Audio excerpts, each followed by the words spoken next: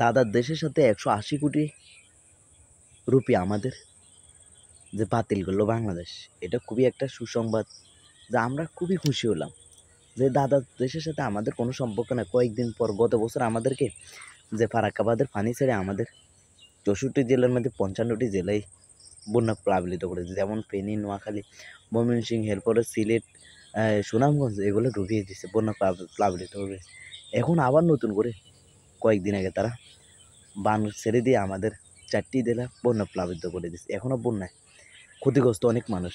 মানে আমাদের যখন পানি হয়, পানি দরকার, তারা তখন পানি ছাড়া, মানে আমাদের যখন দরকার নেই তারা তখন পানি ছাড়া আমাদের ক্ষতিগ্রস্ত। তাহলে আমাদের বন্ধু কীভাবে হয় তারা?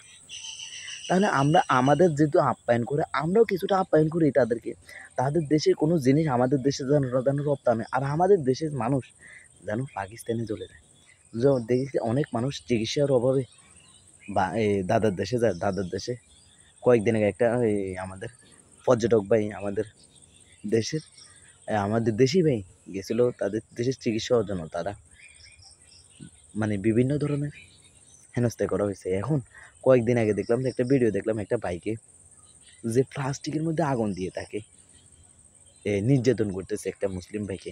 মানে একের পর তারা নির্যাতন করে যাইতেছে মুসলিমদের উপর। আর যত আজে বাজে বুড়া নিউজ সবগুলো ওই ময়ূর বাবু, ওই পাঠা ছাগল, এই পাঠা ছাগলের কারণে দুনিয়ার সব আজে বাজে নিউজ বাংলাদেশ দীর্ঘ 15-16 বছর যেভাবে চালাই গেছে, এখন মনে করছে বাবুরে তারা এইভাবে চালাই দেবো, এইভাবে আর চালাই দিলে তাদের সাথে সম্পর্ক রাখবে। তো বাবু, তোমাদের সাথে আমাদের সম্পর্ক রাখাটাই ইম্পসিবল, কোনো রাখাই সম্ভব না।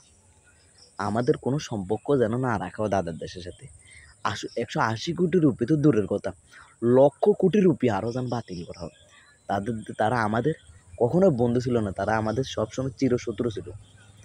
তারা আমাদের সবসময় ক্ষতি করে গেছে, তারা আমাদের কখনোই লাভবান। এই গত বছর পেঁয়াজের কেজি 130 টাকা, এখন এবছর এখনও 60 থেকে 70 টাকা। তাহলে এর অর্ধেক। আর বলে কয়েকদিন পর বলে যে আমরা আলু দিব না, আমরা পেঁয়াজ দিব না, আমরা তোমাদের পেঁয়াজ আদা রসুন আমাদের না দিয়েও তো আমরা চলে যায়। এখন আমাদের নেপাল আছে, পাকিস্তান আছে, এরপরে এই ভুটান আছে, এগুলা থেকে আমাদের রপ্তানি করতেছে।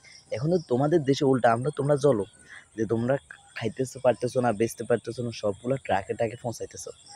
এখন দাদার দেশের সাথে আমাদের কোনো সম্পর্ক রাখাই জরুরি, সব সম্পর্ক বাতিল করা হোক, সব আমদানি রপ্তানি তো দূরের কথা, সব বাতিল করা। কয়েকদিন পর আমরা তাদের পূজাতে যাইতো না কি আমাদের 4000 টন ইলিশ, এখন আর ব্যাপার যায় নাই। ওর তারপরেও যাইতো কি উপহার হিসেবে, আর এখন উপহার এমনি করে মুখ পুষেলো, আমার তো খাওয়া হবে না। তা যার কারণ তোমরা মানে খুবই দুঃখ পাবে যে আমাদের বাংলাদেশে আর খাওয়া হবে না।